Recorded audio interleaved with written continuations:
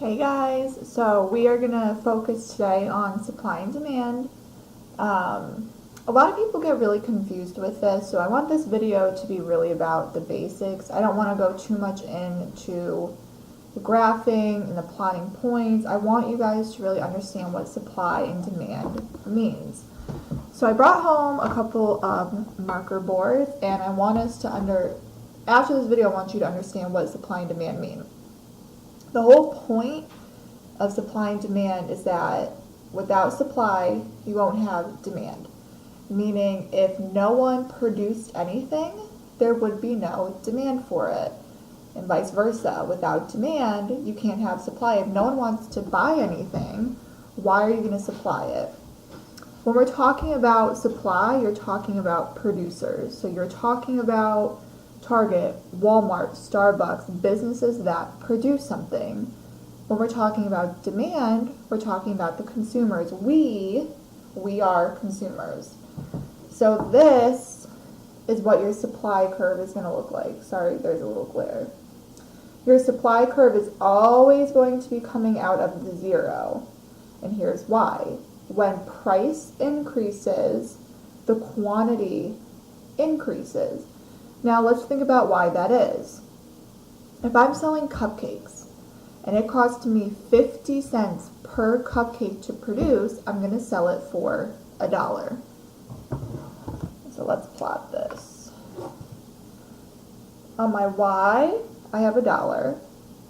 And let's say I sell 3 cupcakes, okay? You're going to go $1 and you sell 3. Sorry, that is not a straight line. Basically, at $1, I can sell 3 cupcakes. And if I do sell those 3 cupcakes, I'm going to be motivated to produce more and try and raise my price. So instead of $1, let's go to $3. At $3 up here, if you go over and drop, you'll notice that my quantity is more. So instead of 3 cupcakes, maybe we're selling 8 cupcakes. Okay? So you can notice from $1, I was selling 3. Well, when I raise the price to $3, I'm selling 8. If I'm selling that many cupcakes, guess what I'm going to try and do? Increase my supply and increase the price. So maybe now I'm going to do $7. Okay? You're going to go over and you're going to drop down. And look at, there's a big increase. So let's say here I'm selling 15 cupcakes. I know it's hard to see, but look at the increase. At $1, I'm selling 3. At $3, I'm selling 8. At $7, I'm selling 15. This is the law of supply. As price increases, supply increases. It's a positive correlation. And it will always be a positive correlation. The whole point of supply is that businesses want to make profit. In order for them to make profit and keep producing things, they need to increase the price. All right? So that's supply. Now, let's talk about demand. The first thing you're going to see different are my arrows. As price increases, what's happening to my quantity? It's decreasing. And demand's a little bit easier to think about because we are consumers. I know personally, when I go shopping, I'm looking for the sales first. I refuse to buy anything full price, and I can choose that. Remember, economics is all based off decision and scarcity. If I only have $50 to spend at TJ Maxx, I'm going to try and find the resources I need and want under that $50. So let's look at demand. Let's use cupcakes again. At $1, okay, price is always on your Y. Let's see how much is demanded. This is going to be a lot. At $1, 15 cupcakes are going to be demanded. Why is that so high? Because the cupcakes are so cheap. If it costs them 50 cents to produce and they're selling all 15, go back to our suppliers, what are they going to want to do? They're going to want to raise the price and increase the quantity. For demand, if it's that cheap, everyone's going to want to buy a cupcake because it's so cheap. So what happens when they up the price of that cupcake? So let's say they up it to $3. Okay? You're going to go over, drop down. Uh-oh. Instead of 15, we're only going to buy 7. Why is there such a big drop from $1 to $3? Because less people are going to want to spend $3 on one cupcake, and that's their decision. Let's say the bakery wants to do one more day, up the price. They're going to up it to $7. This is going to be a big drop. You go over, only 2 people are going to buy that cupcake, okay? As your price increases, your quantity decreases. Think about it. If a bakery sold cupcakes for $20, no one is going to buy the cupcakes, and they're not going to make any profit. They're going to have a bunch of cupcakes sitting in the back room getting moldy. So what are the suppliers going to have to do? They're going to have to drop the price, okay?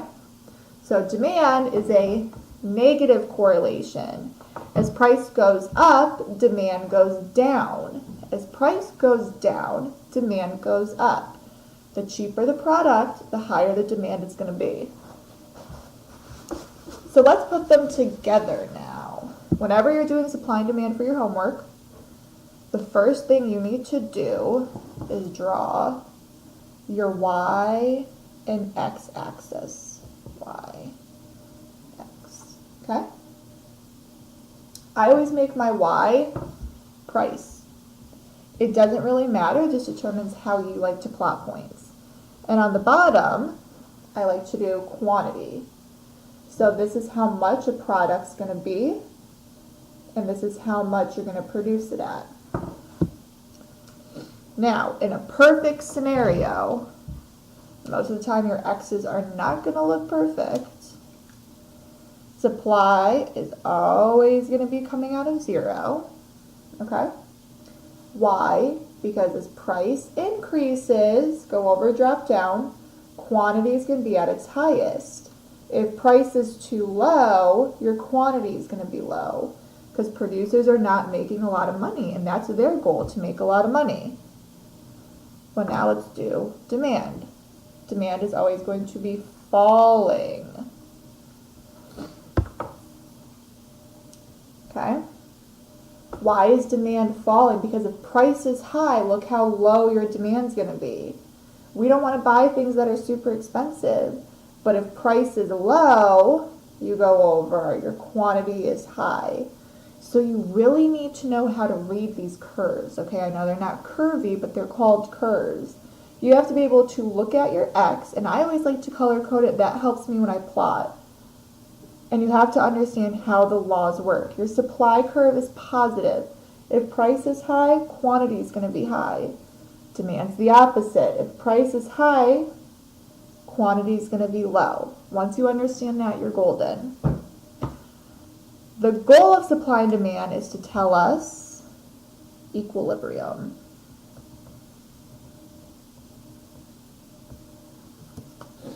This is the happy medium. This is where supply and demand find a happy price, where people are willing to buy an item at, and the producers are getting profit off of it.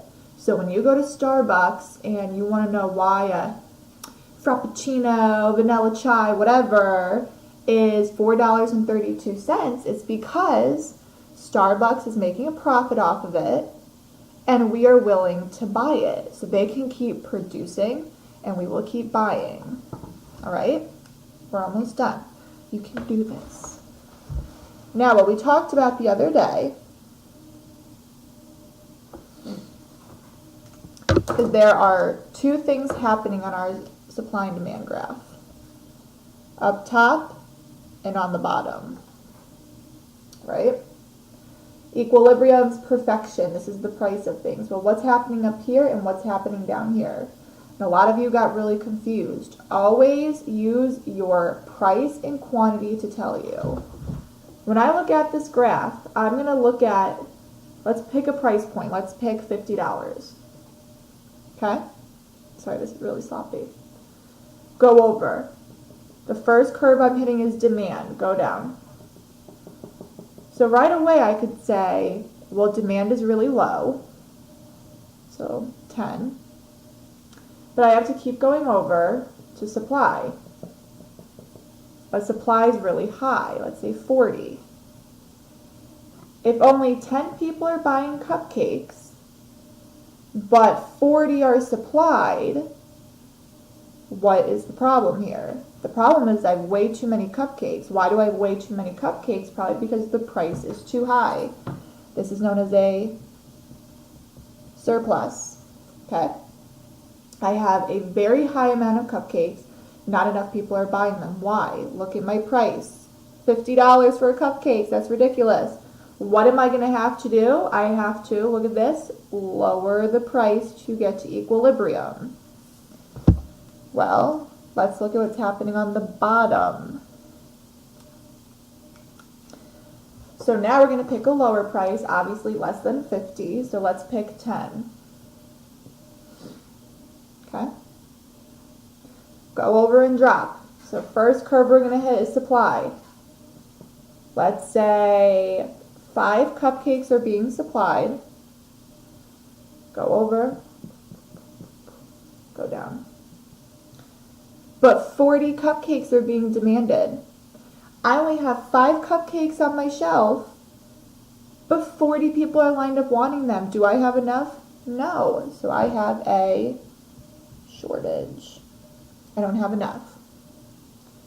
What do I have to do to get to equilibrium? I have to, look over here, raise my price, okay? Every price on the planet, it doesn't matter what you're shopping for, makeup, clothes, headphones, phones, it's based off supply and demand. Think about it. If iPhones were $5,000, we wouldn't be able to buy it and they'd be out of business. If iPhones were only $10, we would all want them and they would not be able to keep up with us. So you have to find supply and demand. Now, I know a lot of you were struggling with graphing. This will be the last part. Okay, always start with your L, Y and X, Y axis, X. Okay. I always make this one price and this one quantity. The first thing you need to understand is your X will never look beautiful. Okay, the one we practiced in class, that turned out to be really ugly, and a lot of you thought you were doing it wrong when you were doing it absolutely correct. So I'm just going to plot, my table will be only 4 sets, okay? So we have price, we have demand, and we have supply. Most tables are going to be out of 3 different parts. Okay, and I think that freaked a lot of you out. Don't be freaked out though. Let's go by 5, 10, 15, 20. Okay, gonna start with price. Let's say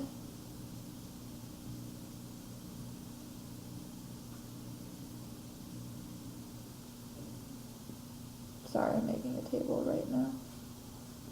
7, 9, 12, 3. I want this number.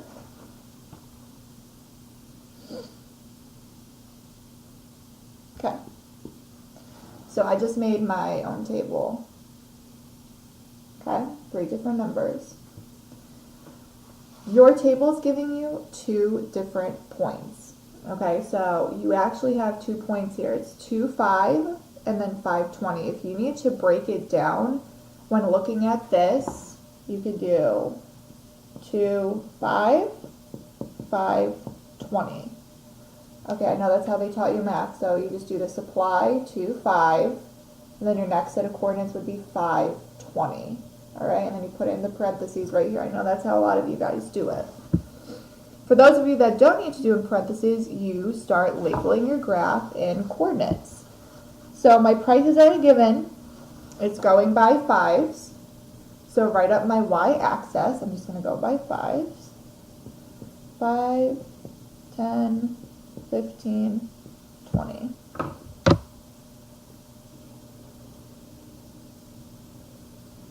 Okay. 5, 10, 15, 20. Now when you look at your quantity, you have to look at these different numbers. The intervals start at 2 and then they go up to 20. I'm going to go by 5s. 5, 10, 15, 20.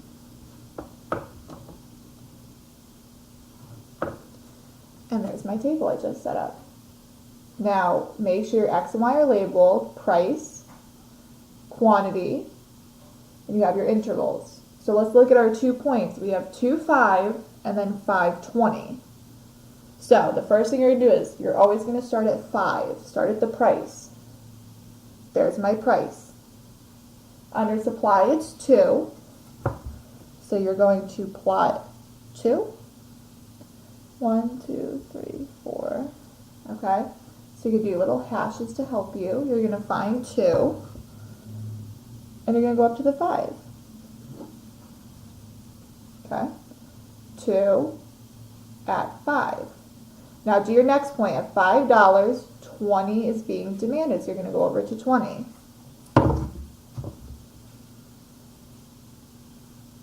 Okay? There are my first set of points. At $5, 2 is being supplied, but 20 is being demanded. Next we have at $10, 7 is being supplied. So 7. And 13 is being demanded. And there's my next set of points. So at $10, 7 is being supplied. So you see the increase as price goes up, quantity goes up, 2 to 7.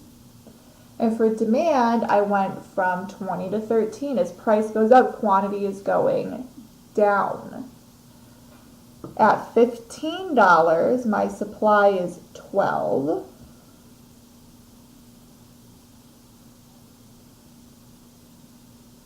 And my demand is 9.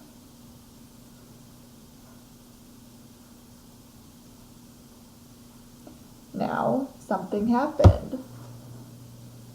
There was a cross. Now, I get confused at this point with all the dots, so I automatically start connecting my dots.